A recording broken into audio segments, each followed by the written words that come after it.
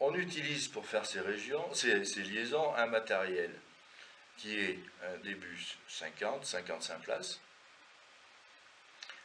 À mon avis, aujourd'hui, il y a des véhicules de 15, 20 places qui sont ultra confortables, très maniables, légers, rapides, économiques, moins polluants, et qui seraient suffisants.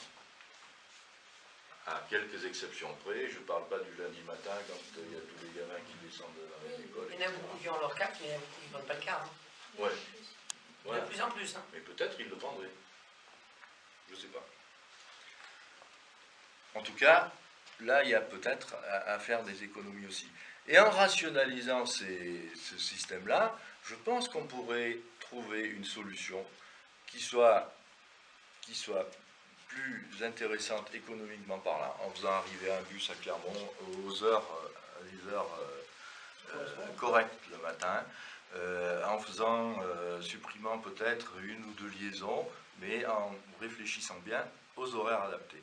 Et nous, si on est élu, je veux que Michel il pose la question, et non seulement il pose la question, mais il trouve des solutions à ce problème-là. Et je l'aiderai. Et Valérie aussi, hein.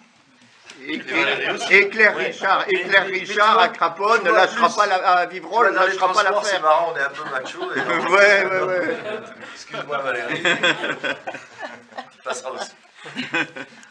Après, sur l'offre, sur les axes secondaires, c'est quand même beaucoup plus difficile. Enfin, les solutions sont certainement moins évidentes. Parce que les solutions qu'on peut avoir, elles seront plus ou moins partiellement adaptées et elles auront de toute façon un coût, à mon avis. Alors aujourd'hui, une desserte ponctuelle, elle existe. Il y a des choses qui ont été mises en place. Le bus des montagnes par la communauté de communes, le MobiPlus par le Conseil général qui permet aux personnes âgées de se rendre à un rendez-vous, de faire un petit déplacement comme ça de temps en temps. Bon, cette offre-là, elle existe et je pense qu'elle est intéressante. Mais le problème, c'est que ce n'est pas une offre économique. Et quand on regarde, j'ai pris l'exemple parce que l'autre jour, on était à Glisol et il y avait une personne là qui était retraitée depuis peu, qui n'avait pas de voiture, avec son épouse, et il nous disait, nous, voilà, Saint-Étienne, on ne peut pas. On est revenu ici à la retraite, on ne peut pas. Et il me disait, il y a des jeunes qui sont originaires d'ici, qui voudraient rester ici, qui ont leur emploi dans le bassin de vie, dans le bassin de Saint-Étienne, et ils s'en vont parce qu'ils n'ont pas de moyens de transport, parce qu'on est isolé. Et puis il disait aussi qu'il y avait des copains à lui qui seraient revenus à la retraite, mais qui ne sont pas revenus parce que c'était le trou. Si on regarde bien, j'ai fait un petit calcul. À Husson Saint-Étienne, j'ai regardé les horaires, 5h45 Husson, 7h20 Saint-Étienne, 6h37 Husson, 8h03 Saint-Étienne, tous les jours. Coût de l'abonnement mensuel, 40 €. Trajet illimité, c'est quand même une offre intéressante. Si on met en place, c'est une solution, c'est une idée, hein, la mise en place d'une navette, par exemple, qui ferait Saillant, Glisol, Vivrolles, Husson. Une fois le matin, une fois le soir, du lundi au vendredi. Je connais à peu près les coûts, les prix de revient dans ce secteur-là. Je l'estime à 120 € par jour. 120 € par jour, ça fait 2400 € par mois.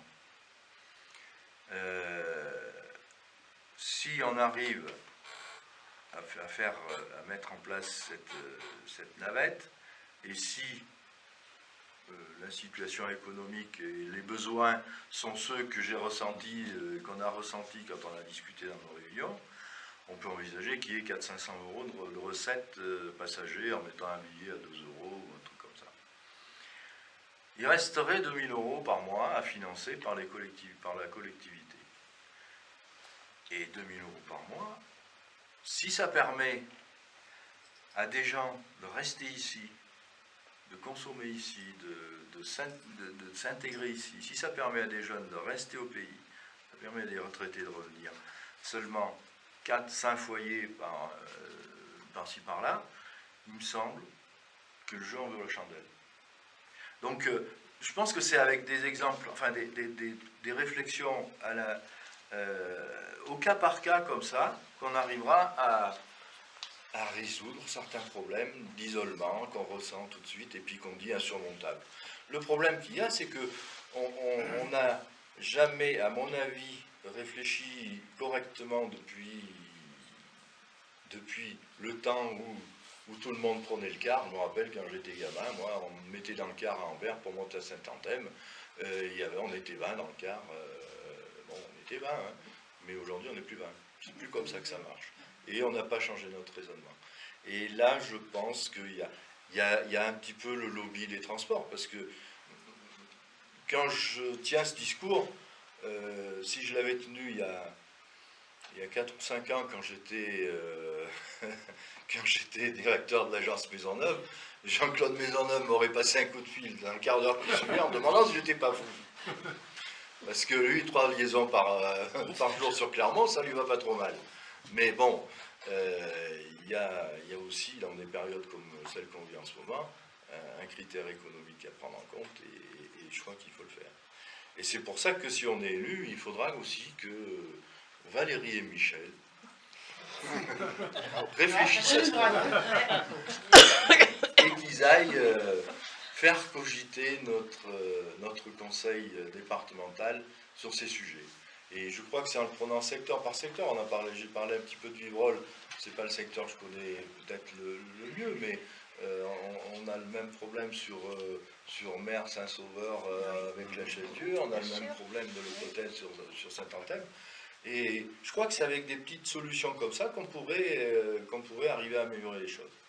Parce que quand on regarde, je suis allé sur le site de l'INSEE, j'ai regardé le recensement 2011, il y a une statistique intéressante, à Vivrolles, 140 emplois dans le secteur industriel, enfin 140 emplois.